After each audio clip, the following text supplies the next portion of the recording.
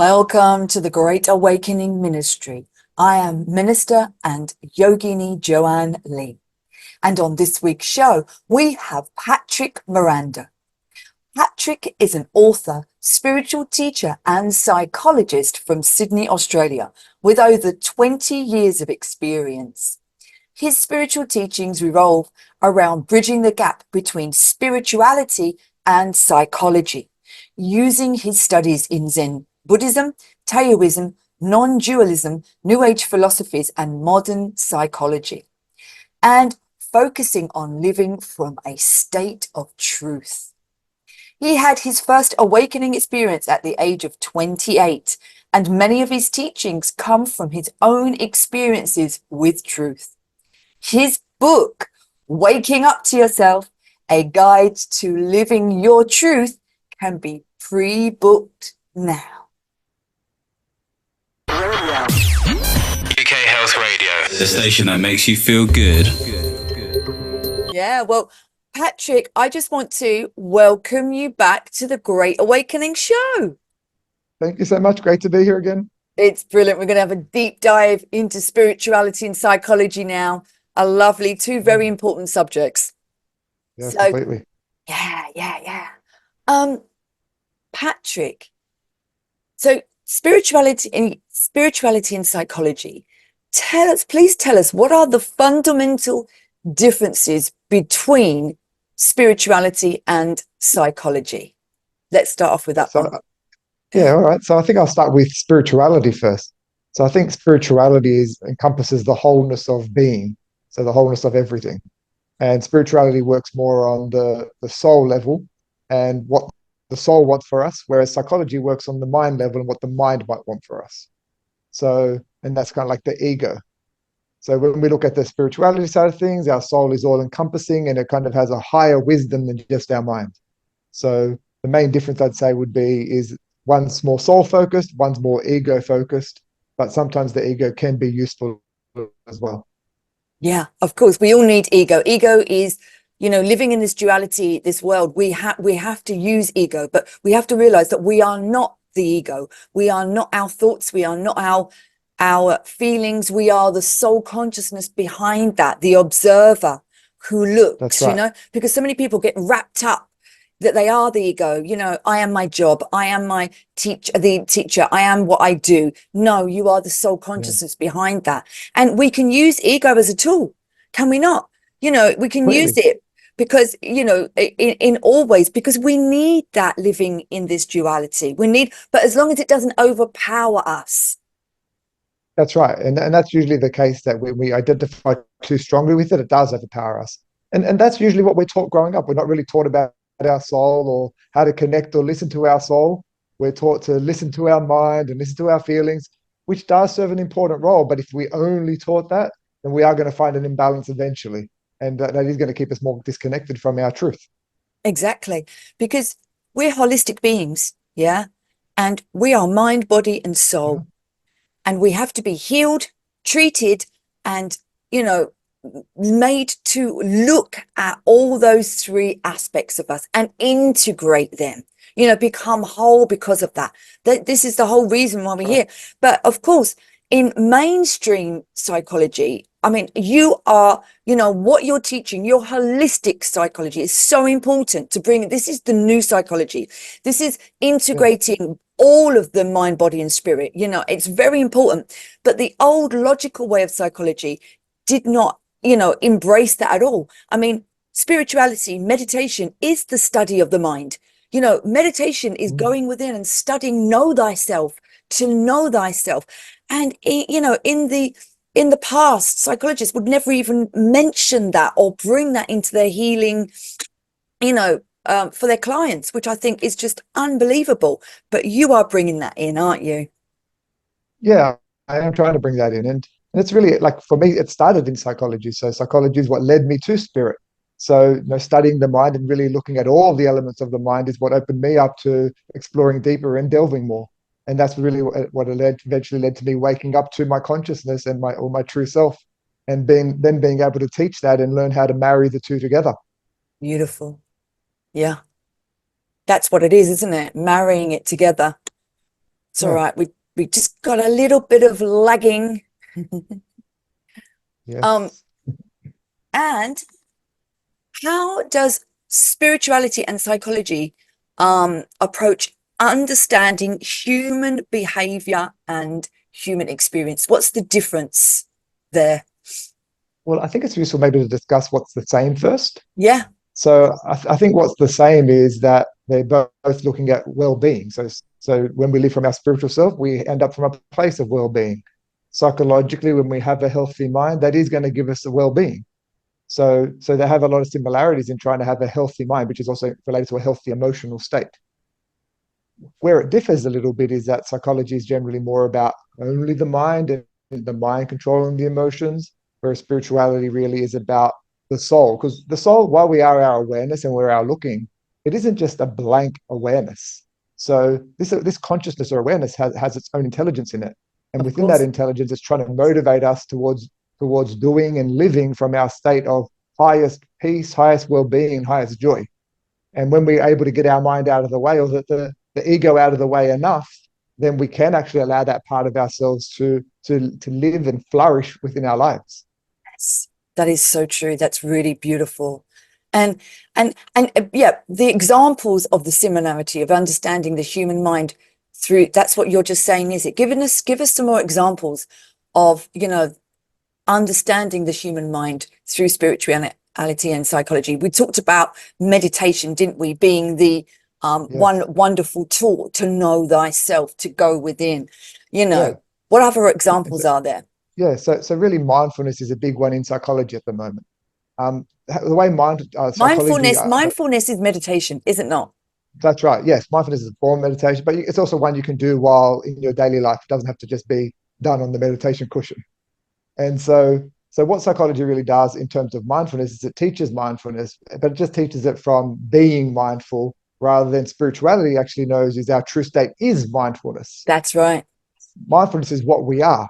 And Yes. so when we work on just living our natural state, we're actually just living mindfulness rather than trying to be mindful. And so Yes. when we can actually learn how to get ourselves back to the moment or stop getting ourselves away from the moment, we just naturally land at our natural state. And so That's so true. psychology offers great access to that. It doesn't really explain it from a spiritual perspective, but it does offer a nice entry point if you do want to go deeper into spirituality and understand that is your consciousness actually watching, not just your mind watching. And mindfulness, from a yogini's point of view, from a spiritual point of view, I see that as being mindful in the moment. Yeah. So you're not thinking about the past or the future. You are here now. What you are doing, you are thinking about what you're doing in this now space moment, in this Yeah, divine moment. So which is where all the power lies. Because if we were that's right. constantly in the past or the future, then we're out of the moment. And I've got to say that the source, God, goddess, can only is in the moment, because that's all we have. That's the Well, truth of who we yeah, are. In the that's where we heaven exist. spiritually realms, there is only the moment. There is only the That's now. right. We've made Yeah, up the divine linear now is what time, they call haven't it. we? We've made that up.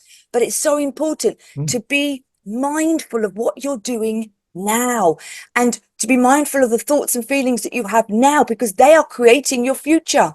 So this is where the power is. Changing the thoughts and feelings change your future life. Yeah, that's where the power is. Everything happens That's in the exactly now. right. Mm. Yeah, completely. And our thoughts happen in the now. So we don't even have to engage in the now. You don't have to have no thoughts. You can just be aware of the thoughts that are occurring while you're engaging in the now. So most people think that mindfulness means having a blank mind, having no thoughts at all. And that will occur at times, but our mind is a thinking machine. It's not designed to stop. Our job is to be aware of what it's saying and then decide whether it serves us or not, so we can sort of either discard it or utilize it to help us function in the now. See, that's where I differ, yeah, with Oh yeah. mindfulness and meditation. Because mindfulness, Mhm. to me, I've been meditating for 25 years with my gurus, but mindfulness is about having them thoughts and in the moment, doing and being in the moment with what you are doing, being mindful of this moment in anything that you do Yes. in that. But then meditation is, I call it, it's like the blue sky. meditation is the blue sky, and then the thoughts are the clouds that come along. We can acknowledge them, but we just let them go. We bring our awareness back to the blue sky, which is the space between the thoughts. It's that thoughtless, still mind, wonderful place of peace and divine love that we can only get when we go within, when we raise our energy up into this beautiful holy temple that we have with the, you know, the Ark of the Covenant, whatever you want to call it, the beautiful temple between our temples, which is where it is, the pituitary and the, you know, pineal gland. It actually glows. It's like the glowing. It's like the, you know, that's why we see all them paintings of the all paintings of the halo around the head. When your energy rises, you can actually, you know, activate your crown chakra, which opens to let divine energy and divine love light energy come in, which is divine intelligence. So you can't get that out there. I don't believe. You can you can't get it out there. That, but you can only get, you can't even get that when you're thinking, because with all that, all of the craziness in the mind, it can't come in. That's where that still mind state allows us to open up, to surrender, and to receive that beautiful divine intelligence. Do you think? Yeah. Well, I agree. I agree with you partially. I agree completely with you. I guess in terms of my description, it might have been a bit off, because if I'm just here noticing my thoughts, even my day-to-day life without meditation, I'm still sitting as my soul and awareness. It's buying into thoughts that actually causes more of an issue. So I think we're saying the same thing. Really, yeah, that's you're right. actually right. But you can actually get that without. For me, I think because I've meditated so much, I get it more easily, naturally in my waking life. But meditation really does help you be able to do that when you are awake, when you're not just necessarily sitting on the cushion or on the lounge or wherever it may be. And you can get that state even with thoughts there, but you're just noticing them from here. And then when you're noticing them, you're still in that consciousness, because you can notice them amongst everything. You are actually thoughtless when you're not connected to the thought. It's just another experience occurring, just like watching the sun itself. Yes. And Patrick, you are so right, because that's why that 20 minutes a day of meditation, you're going in and you are opening and surrendering to that beautiful divine love light energy, which gives you peace. It gives you that divine love. And then you take that into your everyday thoughts, feelings, words, and actions. That's right. Yeah, because we're connecting more to our truth, our being. We're connecting more to our soul. And our soul is words, truths, and actions and thoughts and feelings are all about love, all about well-being and health. So it's impossible to avoid that when you're actually sitting in meditation, because that's what we are. Yeah, exactly. I know, that's beautiful. That is what we are. We are the mindfulness. We are the soul consciousness, are we not? You know, the observer. Yes. We are the peace. Yeah. We are the peace behind everything. So, and what are the key principles unique to spirituality that psychology may not address? Yeah. So I think really the key one is the soul. Yeah, the soul. And so psychology, I think, really wants to steer clear of making anything too spiritual that might trigger people and trigger people's belief systems. So what it really mentions soul, so it can access a greater range of people, which can be useful. I think the discredit that does, though, is the soul is like a beacon to return back to. So where psychology sort of assumes there's like you can try to find wellness, what happens with spirituality, it's about how do I reconnect back to my wellness that's already there. Yes. And having something already there gives you that beacon. It's like a roadmap back to yourself. Yes. Whereas psychology is more like just find somewhere where you're happy with, where you're content with, which is lovely. But if we don't know where that is within ourselves, it's going to be a lot harder to find. That's so true, Patrick, because basically our higher self, which is in the spiritual heaven world all the time, we just got a part of our soul that is projected, you know, into this physical body in this world of duality. So we are connected to that higher self, which is a part of your source, God, whatever you want to call it, all the time. Yeah. And that's how we heal. No one can heal us. They can help us and give us tools to activate our own healing from that higher self within. But if you don't know about that higher self, which is the soul consciousness, how can you have a reference? it could be, you can't understand that. So, and also about the spirituality, there's a difference. Yeah. Like the soul is spiritual, but when you talk about that, then you've got religion. But I don't class spirituality and religion as the same, really. It's very different. And I think that we are realizing that. I think this awakening that we're going through, we're realizing the difference between spirituality and religion, because religion is the experience of someone else's experience. You're reading it from a book, you're listening to a priest. It's his version of what he had, the experience of the divine. But with spirituality, it's our soul's experience of what the divine is. It's a first-hand experience, isn't it? That's right. Yeah. And that's really why I feel like I can teach it, because of my first-hand experience with it. Before it was all learned, and it was all very logical in my mind. And logic's great, but logical isn't the experience. Logical is an understanding. So true wisdom comes from the experience. And it's really from that experience that I wrote my book, Waking Up to Yourself, was from that reason. And all the tools that I've developed in there is really for me trying to find the voice of the soul. So, because the voice of the soul, it's beautiful. Yeah. So, because if it did have a perspective, there would be certain perspectives that it would hold. And so things like, being forgiving, loving, being courageous, being compassionate, that's how I view the voice of the soul. Yes. And so learning how to bring them in is you connecting to that voice. Yes. And Patrick, every morning we wake up, we have the choice to go with the voice of our soul, which is the truth, righteousness, which is connected to the higher self and the all and source and the divine, or to go with the voice of the ego. It's like a constant battle, is it not? That we have, with ourselves. It is initially a constant battle when you're first starting, but because your ego has momentum, it has its own sort of trajectory that it's already going on. So when you try to, say, if you're driving a car and just try to turn it back the other way, the car will flip, and you don't want to do that. So in a sense, what we can do is slowly, we can slowly start steering it more and more towards the direction we want to go. And then that doesn't become so much of a battle. It's just a constant, easy choice. And really the choice is choosing well-being. Yes. That's really the choice.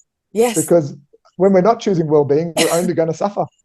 Exactly. And the ego leads to suffering if you allow it to overtake you, Completely. So it's a tool that we use instead of letting that overtake us and driving us. We learn to surrender to our true higher divine self, the truth of who we are. Yes. It is the chariot that takes us through the journey.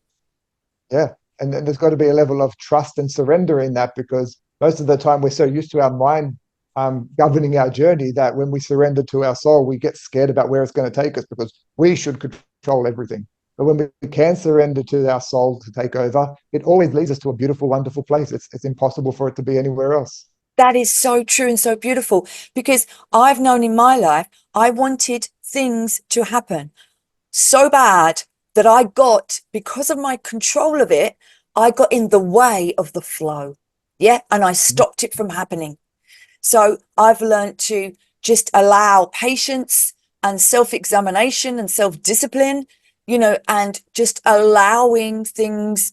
And it's really hard for a Gemini because, we want everything to happen. But that is self-sabotage.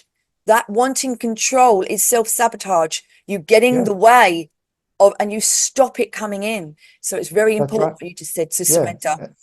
Yeah, and there's a balance too. There's a balance, but then it's part of the balance requires some level of self-trust and self-awareness, is because there's a time to surrender and there's a time for action. Yeah. And it's about enough connection within myself to know when it feels like the right time to surrender and when it feels like the right time for action. And it's about blending between those two all the time. Exactly. How beautiful is that? That's beautiful. And are psychological practices, give us some psychological practices that align with spiritual practices. So one definitely would be mindfulness. So that's one of the newest, not quite new, but it's one of the newer versions of psychology at the moment. And so they're sort of mindfulness-based psychology.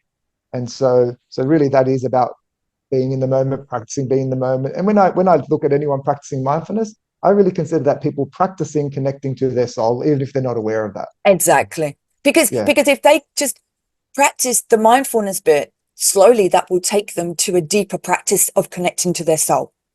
That's right. It's always Completely. an evolving. We are always evolving. And that little Yeah. bit of mindfulness will slowly, slowly, slowly take you to sitting down and quietening your mind and going deeper. Yeah, and back to yourself. Yeah. Yeah. There's other things in psychology at the moment where they are talking a lot about making peace with emotions. So it is about allowing them, stop the fighting, stop the resisting within your own body. And that's really, in terms of our soul is always at peace with our emotions. It doesn't need to change the emotion to have peace. Our ego really wants to crave feeling good all the time and avoid feeling bad. So any practice that teaches allowance and acceptance of emotions, I think that's also a psychological practice that really reinforces connection with our soul or spirituality.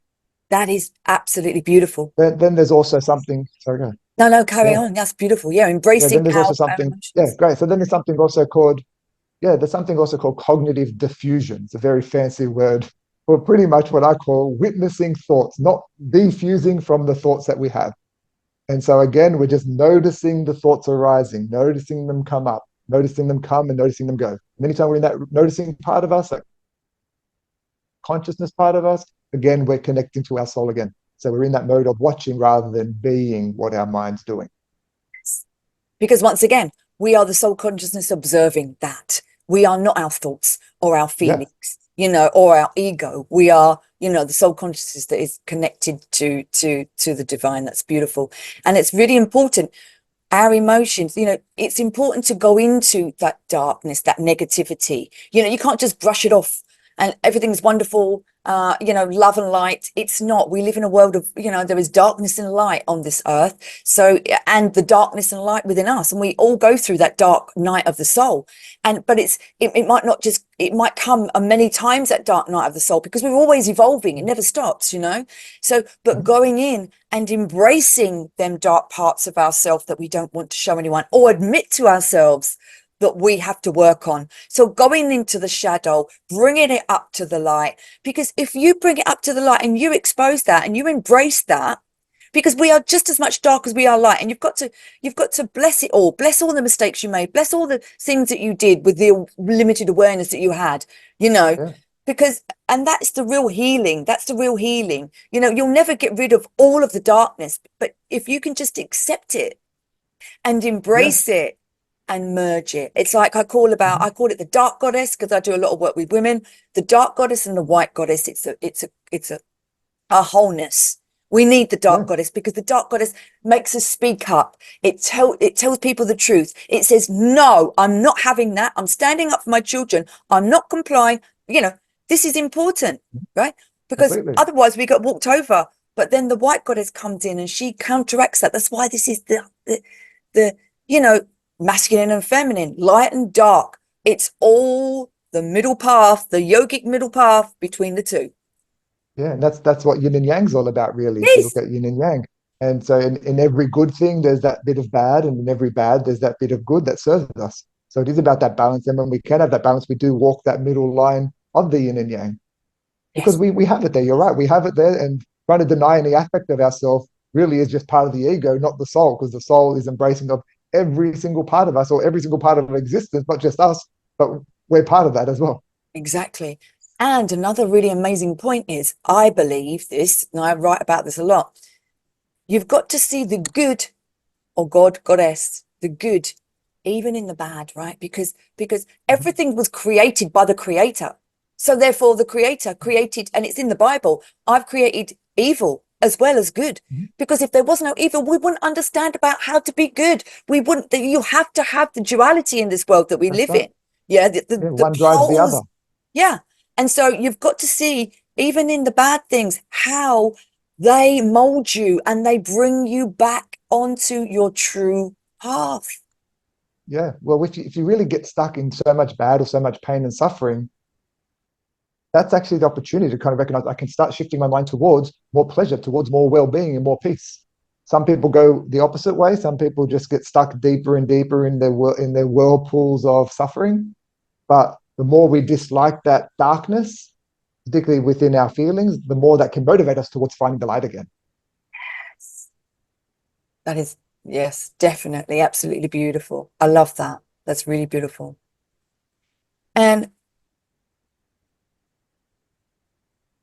so how do spirituality and psychology offer different perspectives on the meaning and purpose of life? What a great question that is.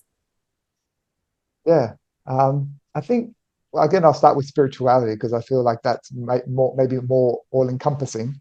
Yes. So I think spirituality is really, we can kind of define our own purpose, but if we look at it as it's connecting to our soul and living that out. And the more we live out the desires or the will of the soul, and I say will, but will is about probably too strong of a word. It's more of like a gentle calling or a gentle nudging. And and so in terms of purpose, it's like the more we can follow that, the easier and better and more fulfilling our life will be, and more purposeful it will be. Yes.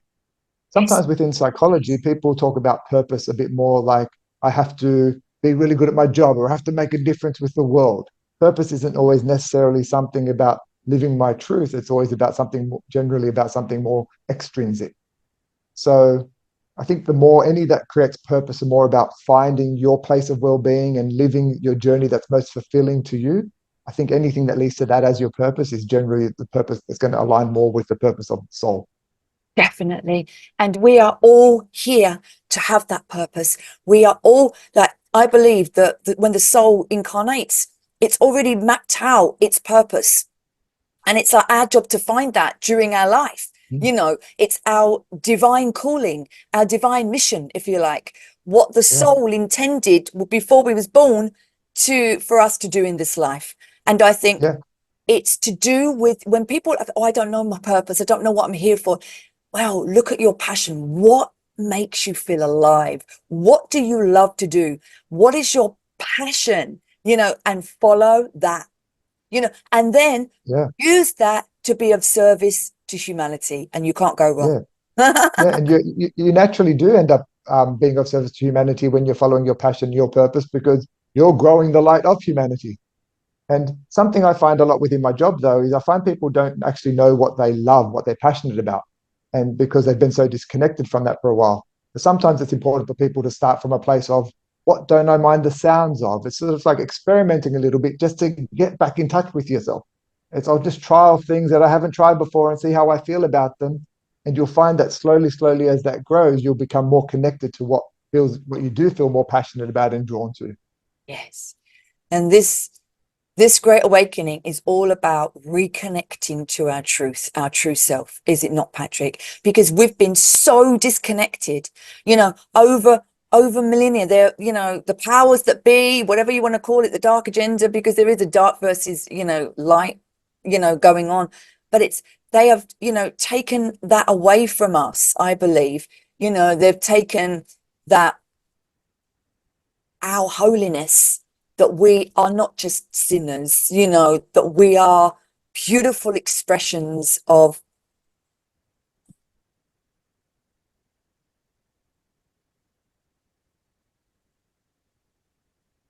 Did you just come off there? No, I'm still here. You came off to me. That's weird, isn't it? We've got really bad the connection's not very good at all. Yes, it might be there's a lot of rain here. But Yeah, there's a load of rain here. Oh, all right. Who knows then? But you're back now. Yeah, okay. What was we going? Well, I can't remember what was going on about. Well, you're talking about that the sort of the darker forces have made us forget. Yeah.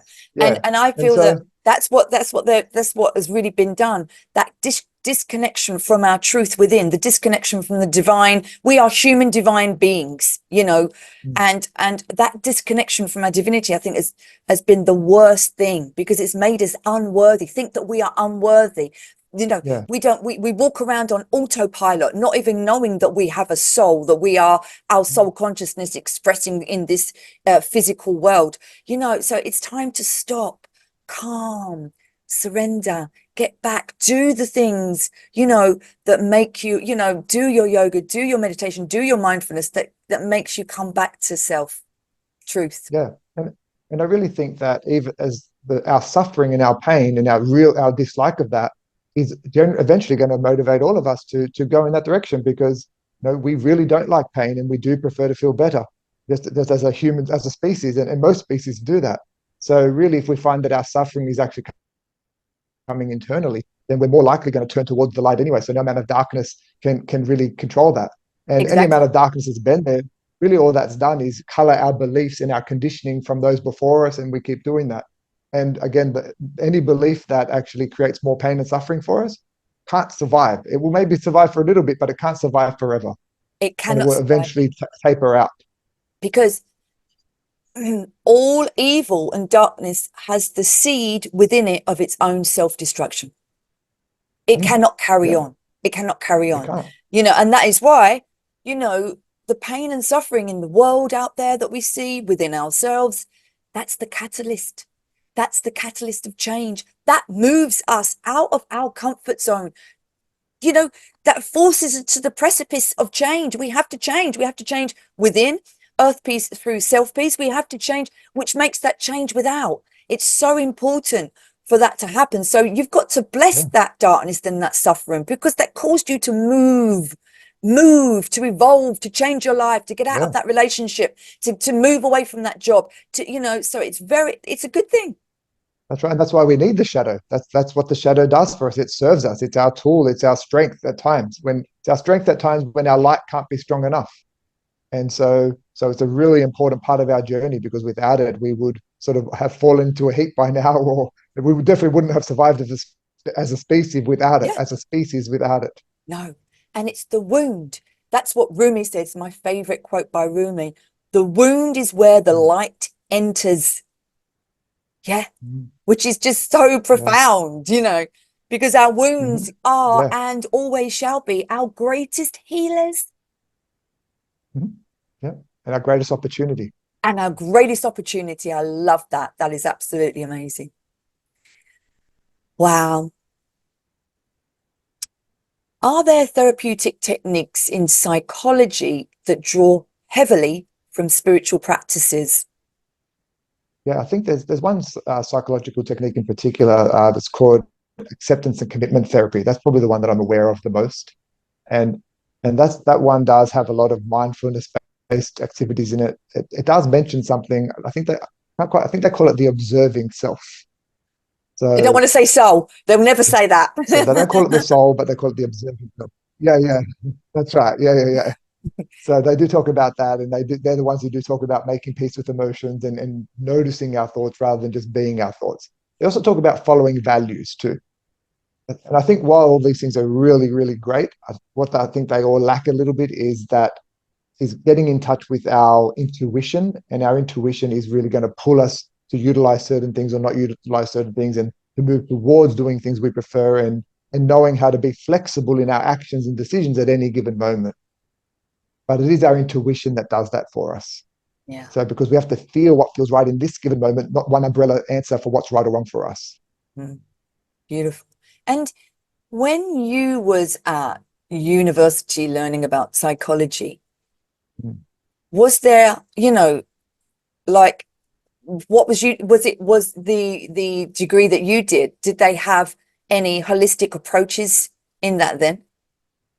Yeah, well, I might look very young, Joanne, but, you know, university was a long time ago. Oh, right, okay. I'll try to remember. No. So I really don't recall there being any sort of holistic practices. Then the closest I can remember was studying Carl Jung. Oh, yeah. So the anima and the animus. That's right, yes. And he talks about the shadow. Even Freud talks a little about the id, the ego, the superego. So, you know, if you want to interpret that you can kind of look at that as your inner natural inner instinct. Yeah. Then you can talk about our conditioning, and our superego can be like our soul, if you want to look at it that way. So there were things like that, but really soul and spirituality weren't part of that. That's probably more of a philosophy degree, I'd say. Yeah, that's right. That's right. I was just interested in knowing. Carl Jung talks about the wounded archetype as well. You know, the wounded archetype, which is the wound where we've all been wounded. And, you know, I believe wounds don't even have to come from this life. They can stay in our DNA from the wounds of our ancestors and that ancestral lineage that comes down from the atrocities that they went through, you know, that was never dealt with. They never dealt with that. So that can come through. That's why it's up to us to do our inner work and to become the 0 point, and to look at the shadow, to go through the dark night of the soul, and so that we don't pass that on to our children and our future generations, because that's emotional baggage, and we can do that. If we don't heal ourselves, we pass that along. That's right. And we've always got the opportunity, no matter what's happened in our lives, what's happened in our past lives, whatever woundings our families have gone through, we've got our own individual opportunity at any given moment to move in the direction to heal that. That's right. And I believe if you heal that, not only do you heal your future generations, right? Because you're not passing that on, but you help heal the ancestors, the ones that are in spirit. You're helping the whole of the lineage forward and backward. I just truly believe that. I mean, it's just, the patterns, all the patterns that have been passed down, especially from our parents and things, just silly things like, money, the lack of all that can give you that money. That's happened to me. Remember my mother saying when I was about 14, I had a life alignment, and she took me back. The therapist took me back to then. And I was like, yeah, my mother was saying, oh, you can't afford that. Can't have that. No, we can't afford that. We can't have that. You can't have that. And I was like, okay, that is the money consciousness that you grow up with. So you've got to reprogram yourself out of that. It's, you've got to change those belief patterns. Yeah, that's it. Change the belief patterns. Yeah. And put your own belief patterns in, not the others that you grew up with, from social conditioning, from your religion, from school, from university, from your parents, from the politicians. This is about us. That's why spirituality is so beautiful, because it's not religion, right? It's not believing. It's our own way of looking. It's our own God, goddess within that comes through, that we use that power for good or for evil in this earth. Well, we are God. God is within us. We are part of God, goddess. Like that, there is no separation. We've just sort of taken form as a person to have our own individual mind for that journey, but we never actually lose that connection to the oneness. So we never lose our divinity ever. That's beautiful. I love that. And that's what we're awakening to at this great awakening time. I really believe that. I really do. Yeah. We're awakening to our love, to our sovereignty, to our creator and our creatrix, that we are creators. We're made in the image of God. Therefore, God is the creator, and we create our life and our world timeline. And we're awakening to the fact that we are human and divine. To the duality. And when we're realizing it's not a duality at all, but we're living it as a duality. And that gives us the experience of life. That gives us all the things of the joy, the tangible, which is really, when you can understand it and live it, that is the beauty of being a human. That's it. And isn't it funny? We come from the oneness, from the singularity of heaven, the spiritual realms, the Akashic, and and then we come down here into this world of separation. We separate from that oneness. We separate from everything, and we're constantly trying to find our way back home to the wholeness. But instead of waiting till we die to come back to that oneness, this life is our opportunity to have that enlightenment of that oneness now, in the body now, without dying. We can get there. That's right. Yeah.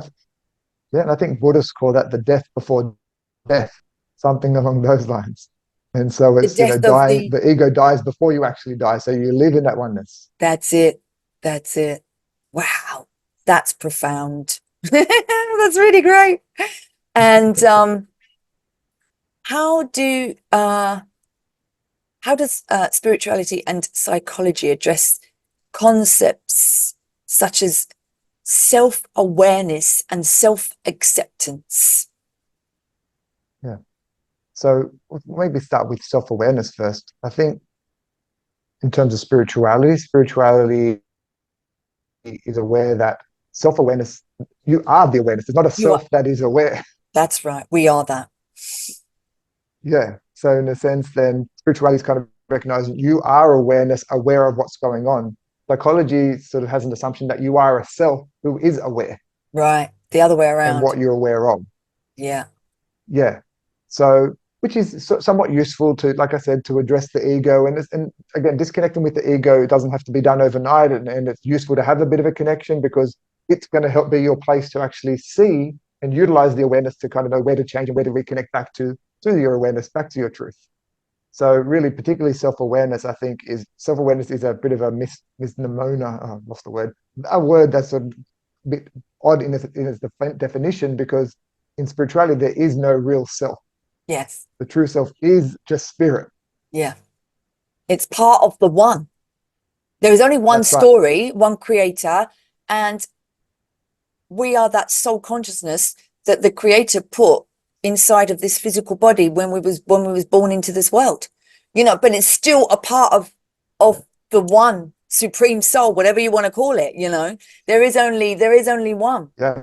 And the acceptance, self-acceptance, that's a big one, because so many people, they have such a problem with accepting self, accepting, and being worthy and feeling, fulfilled and accepted by their self.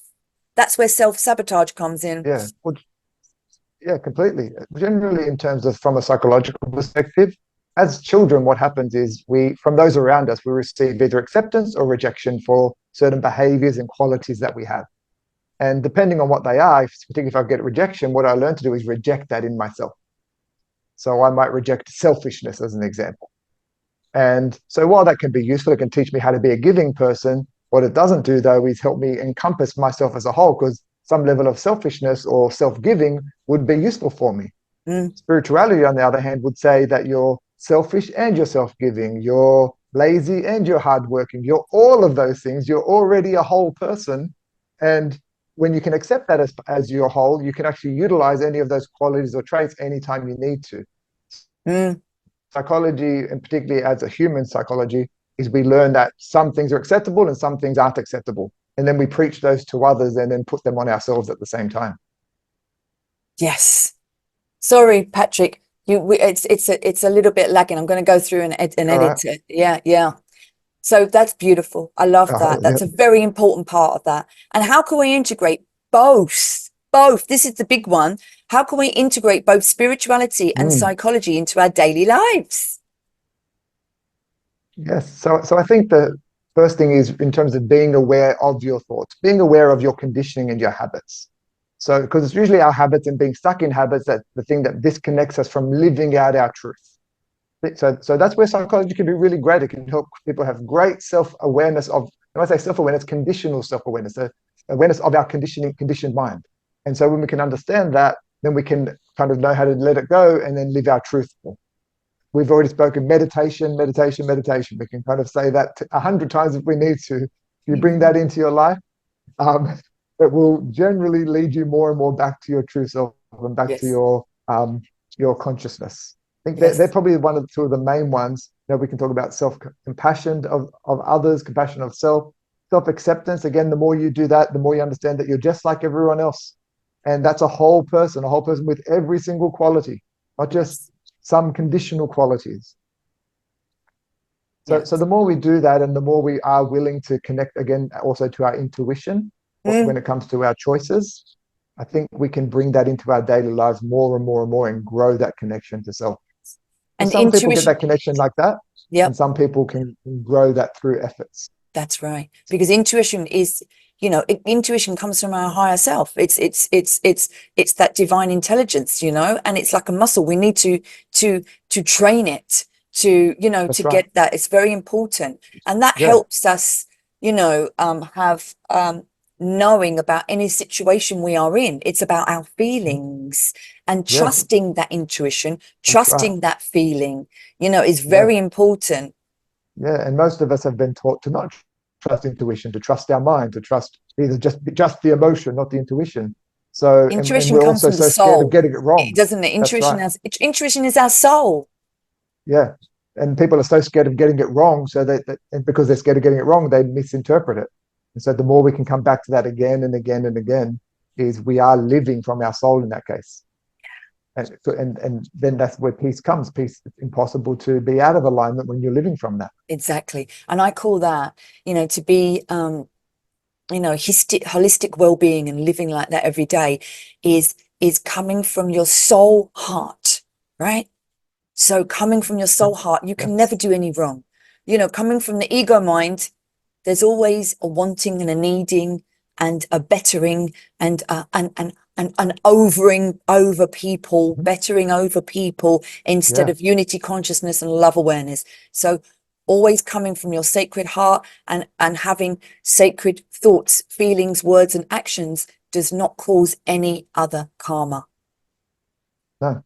Yeah, and if you find yourself going against that, then you can kind of understand, you know, what is it I'm chasing here? It's usually an emotional thing. So it might be I'm chasing power over someone. Yeah. And if I'm chasing power over someone, then that's actually not true power. Because if you need power, then that's not true choice. Exactly. And so true power comes with true choice and strength. Yes. So we really can look at what's disconnecting me through our behaviors as well. They're really good telltale signs. Come back and reflect, what am I chasing here? And how's that disconnecting me from my truth? That's right. And also, lastly, I just wanted to say that, you know, we have free will here. I believe and love God, Goddess so much, but I can't put all of my troubles. God will sort it out. God will sort it out. We are here in this earth, and God, Goddess works through us, yeah, to use that power for either good or evil on this earth. But we have the free will to choose that good or that evil, you know. So we have to choose and make the most sacred thoughts, feelings, words, actions towards others and towards ourselves, so that we can make this world a more beautiful, peaceful place to be in, you know. And it is down to us. We can't pass the buck and say, no, Jesus is going to sort it out. I'm going to pray my way, you know, pray until Jesus sorts it out. Okay, we can pray, we can communicate with God, Goddess, when we go within, when we can have that beautiful communion. But ultimately, it's through us and through our thoughts, feelings, words, and actions that we bring that, and we solve our problems and solve the problems of the world. I completely agree with you. And I think the more you actually practice that, you get to a place generally where you're just so strong in your truth that it nearly becomes so painful to act any other way. Yeah. So, but initially, when we're stuck in our habits, it's so easy to neglect that. But we do have the choice at any given moment, and I think that free will is the most important part to recognize, that we can choose, you know, left or right. We can choose good or bad at any given stage. The choice is ours. Beautiful. Absolutely beautiful. The choice is ours. I love that. And the choice is ours to, you know, spirituality and psychology, holistic psychology, all leads us to holistic well-being. Yeah, exactly. Look, there's lots of ways to say the same thing, isn't there? Exactly. And so this is just one way to do it as well. Yep, exactly. And Patrick, please tell us where we can buy your book, Wake Up to Yourself. I love that. Yeah, it's such a great thank you. title. Yeah, thank you. So Waking Up to Yourself's available on Amazon at the moment. So it comes out on 1st of July. Sorry, not at the moment. 1st of July. I'm a little bit excited, so I'm hoping it's at the moment. Brilliant. So But we it's can available pre-order from it. You 1st can of pre-order July. it there on Amazon. You can pre-order it now. Yes, you can definitely pre-order it now, Lovely. so you can get it, you know, hopefully by 2nd of July. And it's got lots of useful tools in there, and lots of information about how to connect to your truth and how to notice when you are disconnected. And so it's been a labor of love to some degree, and it's me really putting my own journey onto paper and my own struggles that I've learned to overcome, and putting it into paper, how I've actually done it myself. Wonderful, wonderful, wonderful. Well, Patrick, I just want to say thank you for your beautiful divine wisdom on these most important subjects and the similarities between them. So thank you for being on the Great Awakening Show. Thank you so much, Doreen. Great to be here again.